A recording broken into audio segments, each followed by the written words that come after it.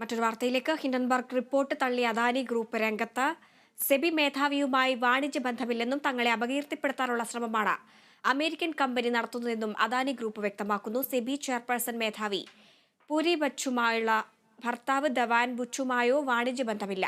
വ്യക്തിഗത ലാഭം കൊയ്യുന്നതായി മുൻകൂട്ടി നിശ്ചയിക്കപ്പെട്ട നിഗമനങ്ങളിൽ എത്തിച്ചേരുകയാണ് ഹിൻഡൻബർഗ് ചെയ്തതെന്നും അദാനി ഗ്രൂപ്പ് പ്രസ്താവനയിൽ പറയുന്നു. തങ്ങളുടെ വിദേശ സ്ഥാപനങ്ങളുടെ ഘടന പൂർണ്ണമായും സുതാര്യമാണെന്നും അദാനി ഗ്രൂപ്പ് അവകാശപ്പെട്ടു.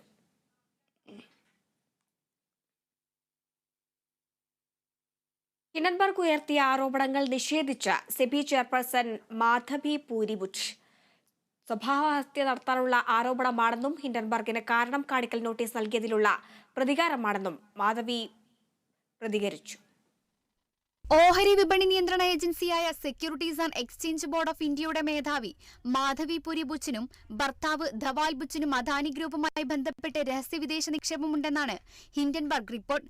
എന്നാൽ ഹിൻഡൻബർഗിന്റെ ഈ റിപ്പോർട്ട് തികച്ചും അടിസ്ഥാനരഹിതമാണെന്ന് മാധവി പുരി ബുച്ച് പ്രതികരിച്ചു. ആരോപണം നിഷേധിക്കുന്നു.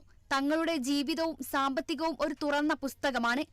ആവശ്യമായ എല്ലാ സാമ്പത്തിക വിവരങ്ങൾ വർഷങ്ങളായി സെബിക്ക് നൽകിയിട്ടുണ്ടെന്നും മാധവി ബുച്ചും ധവാൽ ബുച്ചും പറഞ്ഞു. ഏതു തരത്തിലുള്ള അന്വേഷണത്തിനും വെളിപ്പെടുത്തലിനും തയ്യാറാണെന്നും ദമ്പതികൾ പറഞ്ഞു. 2022 മാധവി പുരി ബുച്ച് സെബി മേധാവിയായത്.